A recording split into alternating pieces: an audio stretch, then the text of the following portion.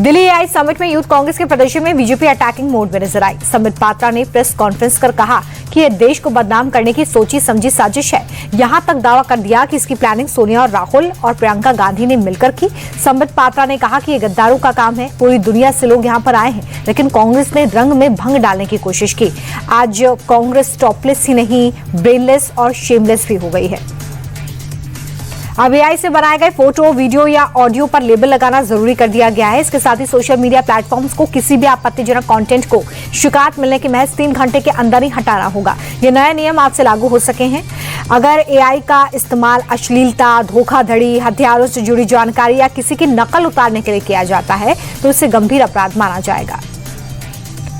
बंगाल में चुनाव से पहले एसआईआर पर घमासान मचा है। चुनाव आयोग बनाम राज्य सरकार की किचकिच पर सुप्रीम कोर्ट ने बड़ा फैसला लिया है। प्रक्रिया में गड़बड़ी को लेकर अधिकारियों की नियुक्ति का ऑर्डर दिया गया है। राज्य सरकार को हाई कोर्ट से जुड़े अधिकारियों को शामिल करना होगा। कोर्ट ने आरोपों को सियासत को गैर जरूरी करार दिया है और चुनाव आयोग के अधिकारियों पर हुए हमले को लेकर बीजेपी से हलफनामा पेश करने के लिए कहा।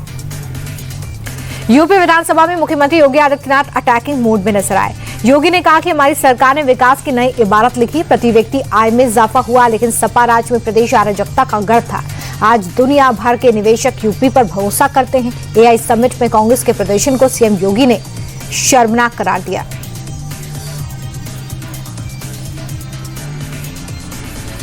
नेता प्रतिपक्ष और कांग्रेस सांसद राहुल गांधी ने आज यूपी के सुल्तानपुर कोर्ट में पेश होकर अपना बयान दर्ज करवाया।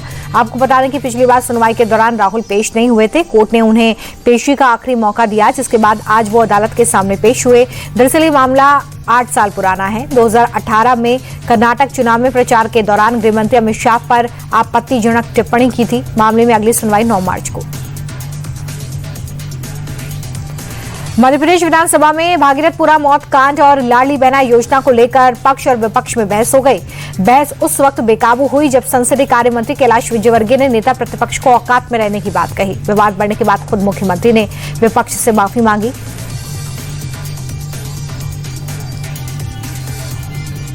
दिल्ली में बीजेपी सरकार का 1 साल पूरा हो गया है। सीएम रेखा गुप्ता ने रिपोर्ट कार्ड जारी कर सरकार की उपलब्धियां गिनवाई हैं और कहा है कि ये वादों की नहीं, नतीजों की सरकार है। दिल्ली के वर्क कल्चर को बदला है, जिसकी वजह से आज दिल्ली तेजी से आगे बढ़ रही है।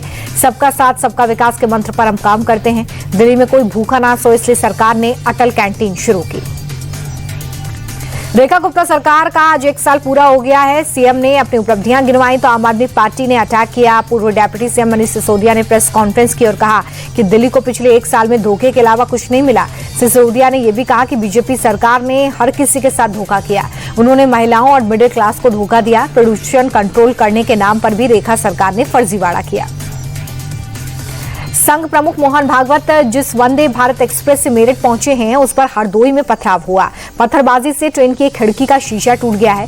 बताया जा रहा है कि मोहन भागवत ट्रेन के E1 कोच में बैठे थे। उससे एक कोच आगे C4 पर पत्थर फेंका गया। इस घटना के बाद जीआरपी और पुलिस एक्शन मोड में है। ट्रेन के अंदर भी चेकिंग हो रही है। जिस जगह पर पत्थर फेंका गया था वहां पुलिस की टीम पहुंची है। मामले की जांच शुरू कर दी गई है।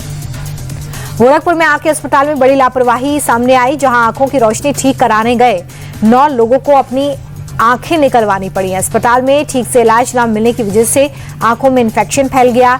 ये हमेशा के लिए ब्लाइंड हो गए हैं। प्रशासन ने मामले में संज्ञान लेते हुए मजिस्ट्रियल जांच के आदेश दे दिए हैं। रिपोर्ट के बाद हॉस्पिटल का लाइसेंस भी रद्द हो सकता है।